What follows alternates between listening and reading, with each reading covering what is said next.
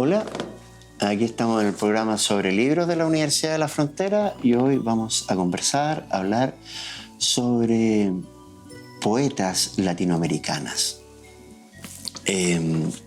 Muchos dicen que es difícil la poesía, es difícil leer la poesía, es compleja, es una construcción lingüística, una construcción de lenguaje que tiene, que configura lo que la crítica ha llamado la poética.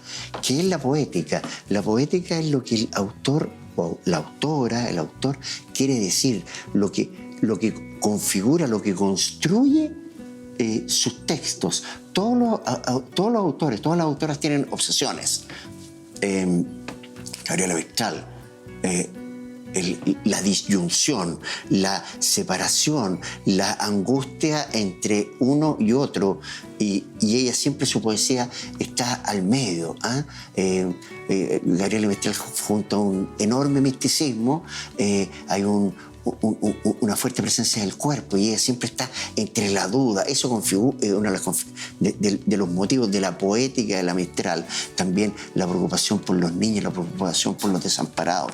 La poética son los motivos, los símbolos, las imágenes, que extraordinaria la definición, incluso los deseos ocultos de las autoras, de los autores. Veamos un ejemplo. Magda Portal, peruana, en 1923 concursó en los Juegos Florales, que se llamaban las competencias poéticas. Antes había competencias poéticas, en estos juegos se llamaban Juegos Florales, los ganó, pero como era mujer, le quitaron el primer lugar. ¿Cuál es la poética de la Magda Portal? Cuestiona el orden social y cuestiona el discurso monolítico masculino frente a la libertad y riqueza y diversidad del discurso femenino. Instala la riqueza de la mirada femenina. En su obra El mar, el viento, son miren cómo son las poéticas. Está el mar, el viento, el sol y la cárcel. Símbolos de la injusticia, símbolos de la pérdida de la libertad, y por otro lado, junto a un símbolo de libertad. Una presencia, una de sus obsesiones es el mar. Veamos un poema. Yo soy un mar, pupilas de crepúsculo, como ese mar azul al que yo desperté en mi primer viaje, el mar de los brazos abiertos, de la eterna juventud donde descansa mi esperanza. Muy bello y una poética también de la esperanza, a pesar de todas estas fuerzas negativas que nos constriñen a los seres humanos. Ella instala una poética de la esperanza.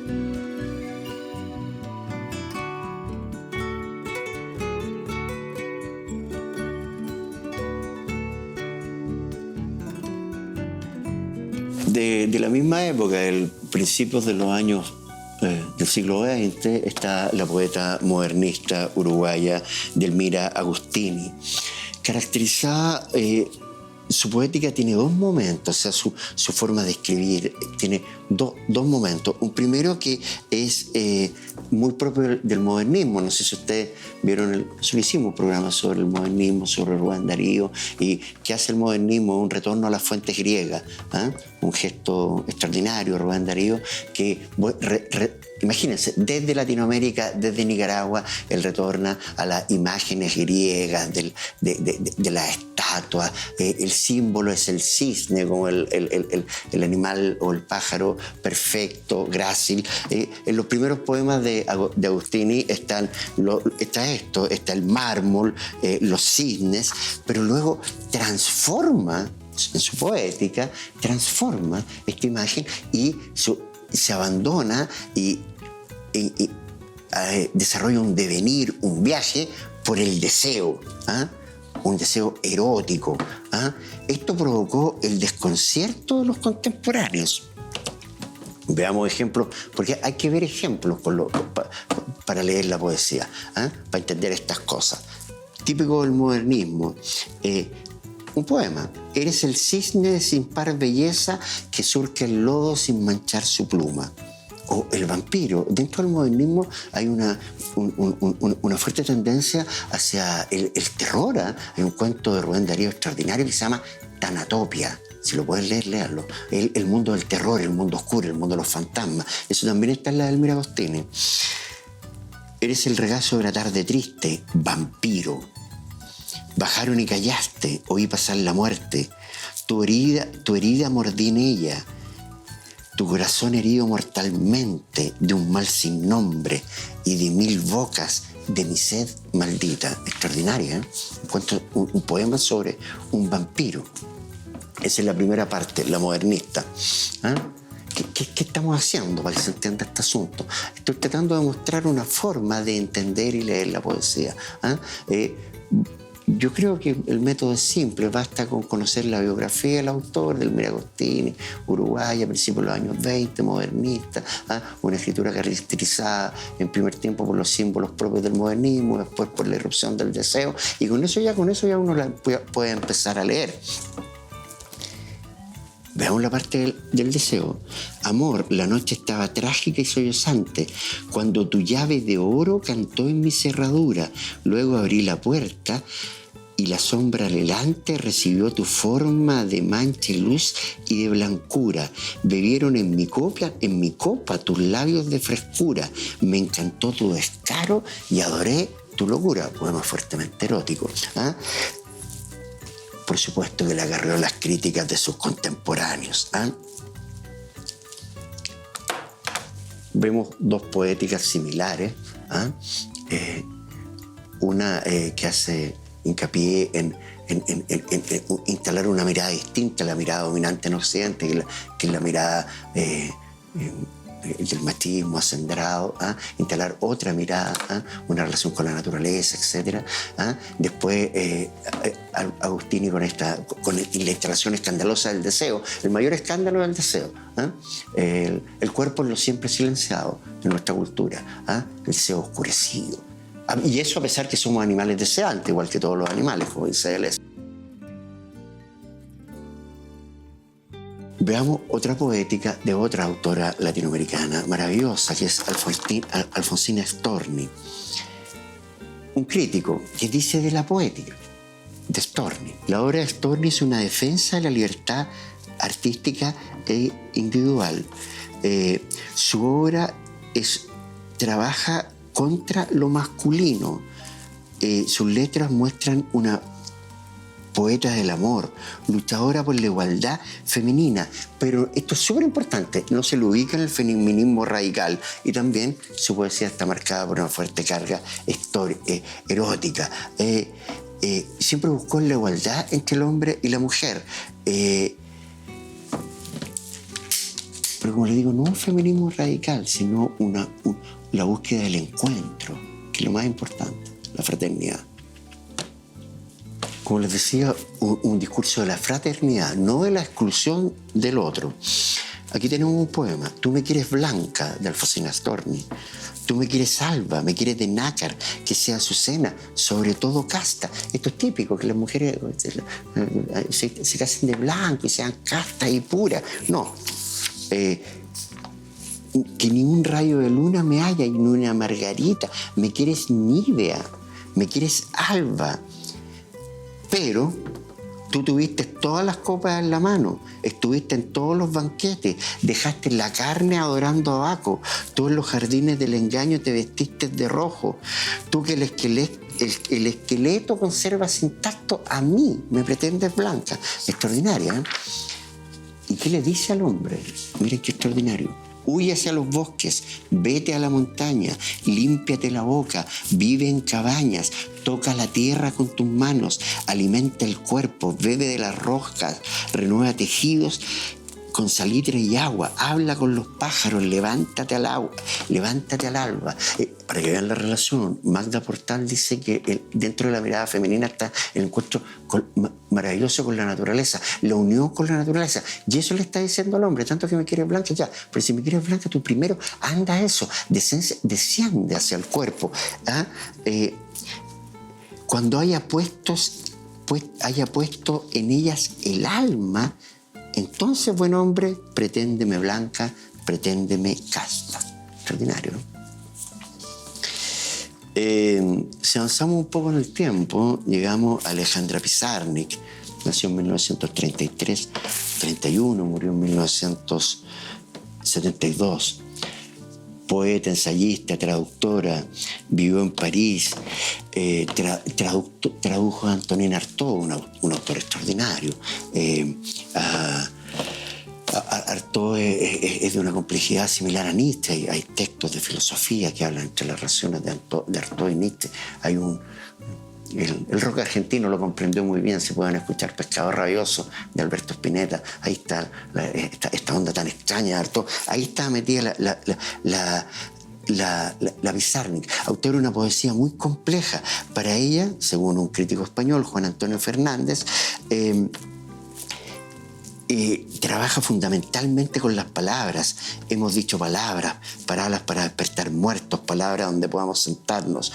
¿Y por qué le preocupan las palabras? Porque, tal como muestra Nietzsche, observa el crítico del cual les hablo, Juan Antonio Fernández, hay un serio problema en nuestra sociedad respecto a las palabras, y ahí trabaja Pizarnik. Las palabras no dicen nada, las palabras son una invención. Esto se llama mesa, pero se podría llamar teléfono o durazno. Las palabras son una simple referencia de las cosas, pero jamás tocan las cosas. Como dice otra poeta, una poeta chilena, son una especie de fantasmas que se acercan a las cosas, pero jamás las tocan. Establecen una distancia radical entre nosotros y el mundo, las palabras. Si nosotros no habláramos, seríamos felices, andaríamos como los pájaros, contentísimos, como los peces, ahí dándonos vueltas en el agua. Pero como tenemos las palabras, tenemos esta distancia con el mundo, necesitamos nombrar el mundo, articular el mundo, y con ello trabaja la poética de la Pizarnik. Entonces, ¿qué es lo que hace? Busca unas palabras que realmente puedan acercarse a las cosas. Medita sobre el propio ejercicio de la escritura. Veamos un poema. Y cuando es de noche siempre una tribu de palabras mutiladas buscan asilo en mi garganta. Extraordinario. Para que no canten ellos, los dueños del silencio. También una crítica al machismo. Lean Alejandra Pizarnik, tiene unos versos maravillosos. Si seguimos en este viaje por las poetas latinoamericanas, llegamos a Blanca Varela. Esta me encanta, mira, la Blanca Varela. ¿Cuál es la poética de Varela? La búsqueda del amor, el desencuentro, la recuperación de la identidad, la incomunicación, grave problema en la sociedad contemporánea, la incomunicación. Nos comunicamos con un teléfono, pero nos comunicamos con el que tenemos al lado. La necesidad del balance. Veamos un poema. Soy dulce, pero mañana romperemos el espejo, educaremos al demonio.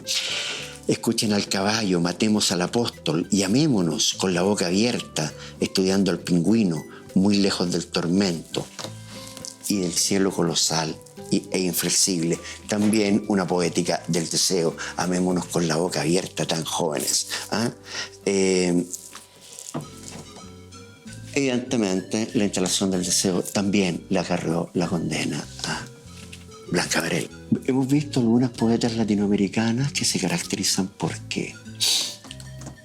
Por la transgresión, instalando escandalosamente el deseo como el centro de sus versos, su poética, la crítica al machismo radical que contamina nuestra sociedad, la crítica a las estructuras sociales, el encuentro con la naturaleza, el encuentro con el otro, la fraternidad y algo muy, muy importante, el trabajo con la lengua. con el lenguaje, la materialidad del lenguaje. Este fantasma, hay un lugar donde se materializa, que es el libro. Es un objeto. Vértigo circular de Marcela Isabel, una poeta de Temuco.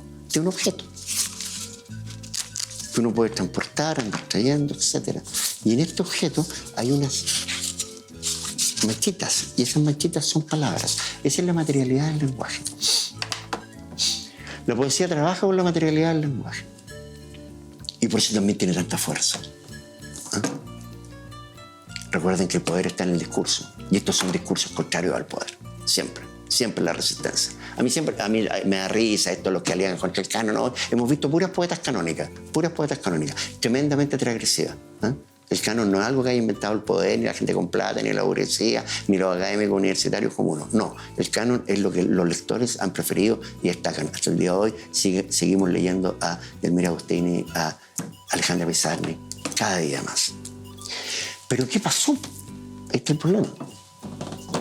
Con la represión de estas poetas.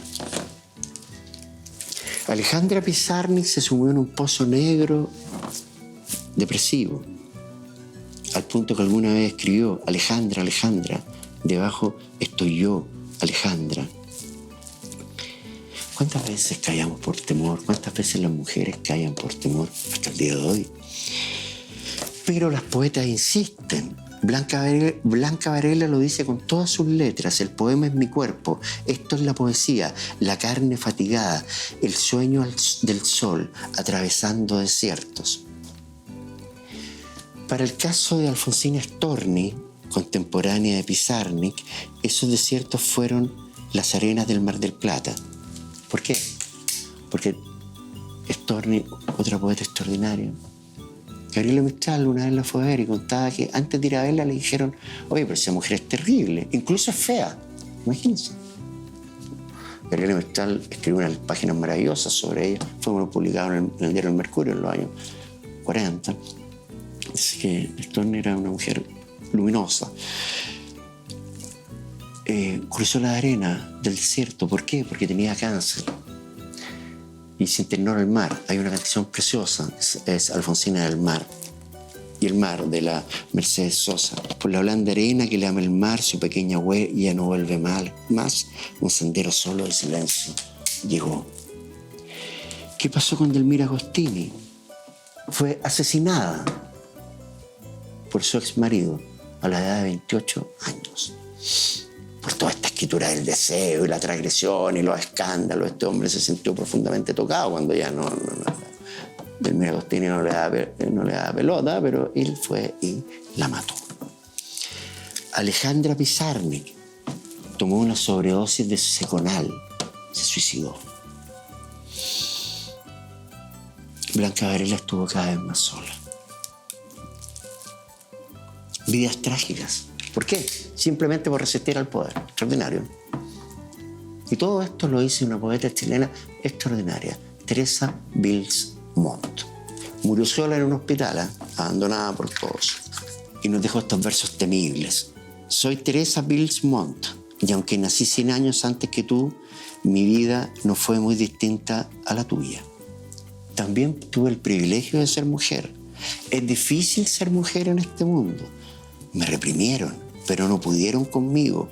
Cuando quisieron encerrarme, busqué libertad. Cuando me amaron sin amor, yo di más amor. Cuando trataron de callarme, grité. Cuando me golpearon, contesté. Fui crucificada, muerta y sepultada por mi familia y la sociedad. Nací 100 años antes que tú. Sin embargo, te veo igual a mí. Este poema es de 1923, exactamente hace 100 años atrás.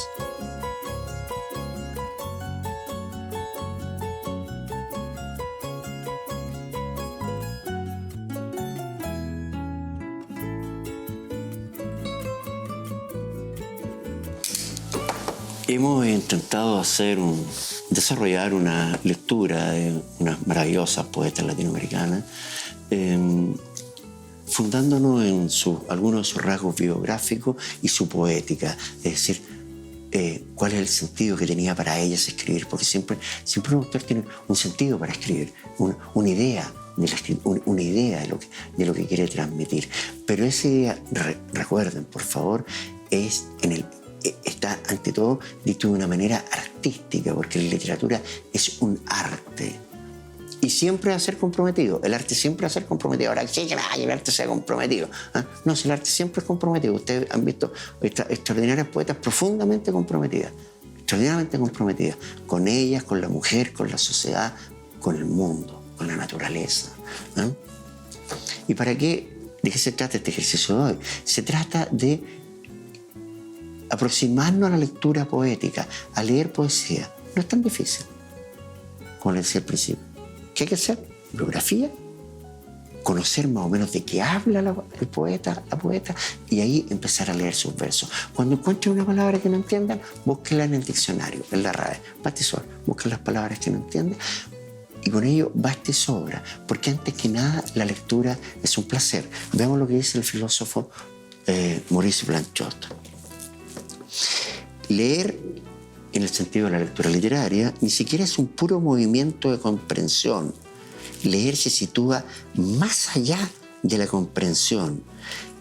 Leer es incluso más positiva que la creación, más positiva. ¿Por qué? Porque en la lectura se actualiza la literatura. El escritor siempre escribe para el futuro. Eso lo leí una vez a Ricardo Piglia, un escritor argentino.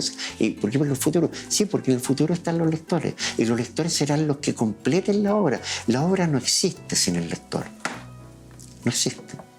Los lectores, las lectoras, son los que despiertan la obra. Y en ese despertar se encuentra la maravilla de la plenitud.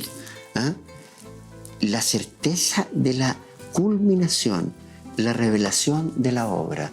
Ustedes leen el poema, no lo van a entender a la primera, nadie lo entiende. Es difícil. Lo leen una segunda vez, averiguan un poco sobre el autor, la autora, buscan datos biográficos, ven las palabras que no conocen y lo leen de nuevo, y en ese momento el poema se abre. ¿Ah? Y uno se ilumina. Esa es la revelación poética. No lo inventé yo, lo inventó Rimbaud, ¿ah? El poeta simbolista francés. La revelación de la poesía, aquello que podemos aprender, lo que nos ilumina, ese instante maravilloso en que el arte nos transporta. ¿Ah? Una de las maravillosas creaciones de los humanos, aparte del humor, me encanta el humor, es el arte. El arte es extraordinario, ¿ah? La plenitud humana. Y en el momento existe una comunión entre lector y obra. Esa comunión se da en el momento que es la comprensión del poema, la comprensión mía, que puede ser radicalmente a la de otra persona. ¿Ah? Lo importante es la comprensión de uno. ¿Ah? Y ahí se abre, y es un instante en que existe una especie de suspensión, como dice Borges. ¿Ah? Leamos un poema de Marcela Isabel, Vértigo Circular, una poeta de Temuco. Al azar, aparecen cosas que no sé interpretar. Leo cosas que no sé interpretar. Son lindas, suaves, tiernas. Me embargan, me abordan, me envuelven. Pero se sienten como una siesta al aire libre, como una suave brisa del verano. Suenan como música acústica, ritmos alegres, saben a refugio. Quizás eso es la poesía. ¿Qué leer? Las poetas que hemos visto. Magda Portal, Blanca Varela, Alfonsina Storni, Alejandra Pizarnik, extraordinaria, Delmira Agustini.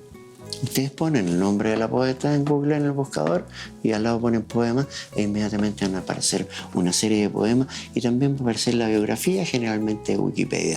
Ahí en la biografía toman algunos rasgos biográficos, ahí dice más o menos qué consiste su poética, y ya con eso se pueden aproximar a estas autoras maravillosas. Autoras de las cuales les queríamos hablar hoy en el programa sobre libros de la Universidad de la Frontera. Gracias.